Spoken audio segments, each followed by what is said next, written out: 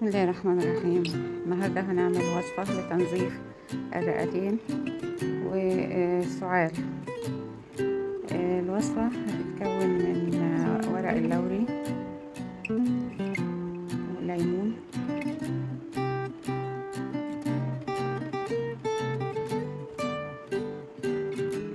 عشان يبقى طعمها حلو. هنجيب السكر حسب التحلية وحسب ما انتوا بتحبوا تضيفوا سكر.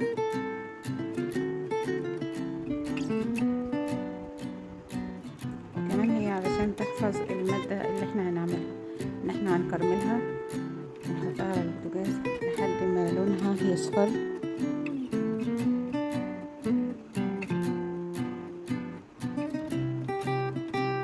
ننتظر عليه لحد لون السكر ما يبقى اصفر عشان يدي لون طعمه حلو، لون وطعم.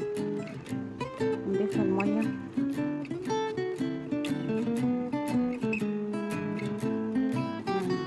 نشيله من على النار لحد ما يبرد. نجيب ورق اللوري هيكون مغسول ومتنشف. نبدأ نفركه بإيدينا كده علشان يطلع المادة اللي فيه.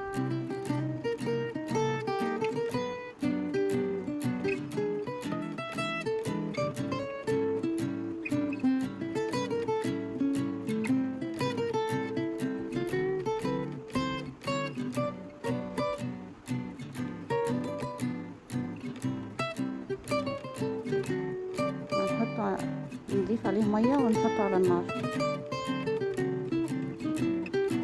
وهنحطه في المحلول اللي احنا عملناه قبل كده اللي هو سبق وكرملناه.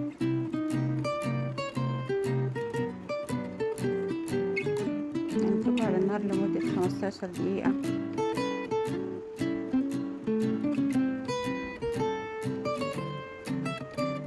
ونسيبه يبرد لمدة 15 دقيقة تاني. هنبدأ نصفيه بعد ما برد. نصفيه في برطمان ازاز عشان ما يتفاعلش مع اي برطمان بلاستيك تاني. احنا هنعصر الليمون، نعصر ليمونة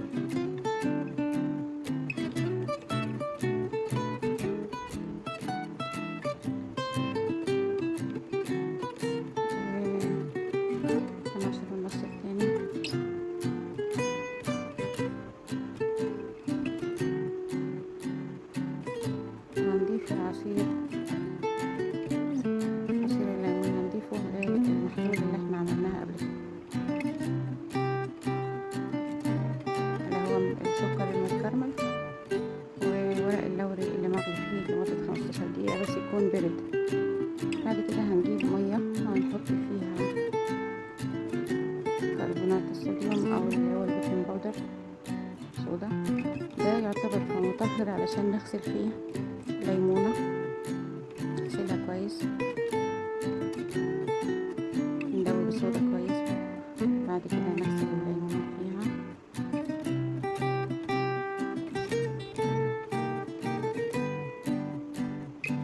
ننضفها كويس وننقعها فيها.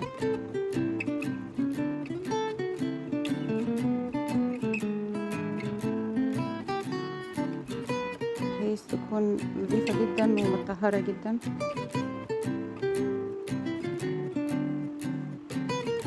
نسيبها فيها لمدة 10 دقايق عشان تقضي لو فيها أي بكتيريا أو شيء تكون نضفت تماما. هنقطعها شرايح، نشيل الجزء الأولاني،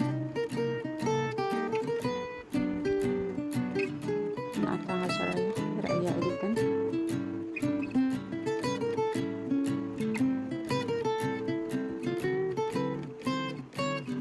هنطلع البذر اللي في الليمون عشان ما يعملش مرارة في المحلول اللي احنا هنحطه فيها.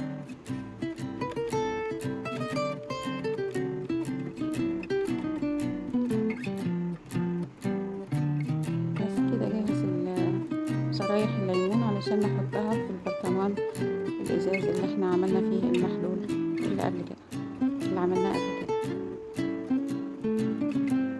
هنحط الشرايح بتاعت الليمون فيها واحدة واحدة.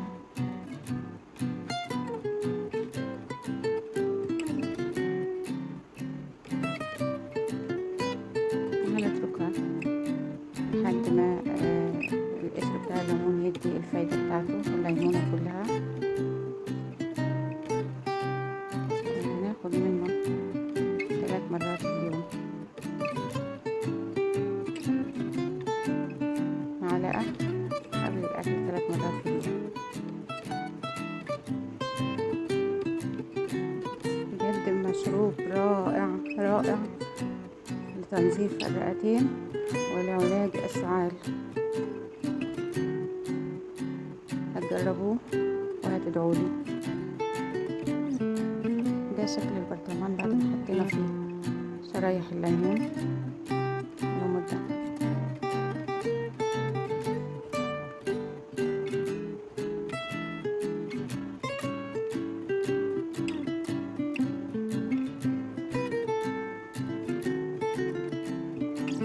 عايزين منكم دعوة حلوة إن شاء الله وبالشفاء.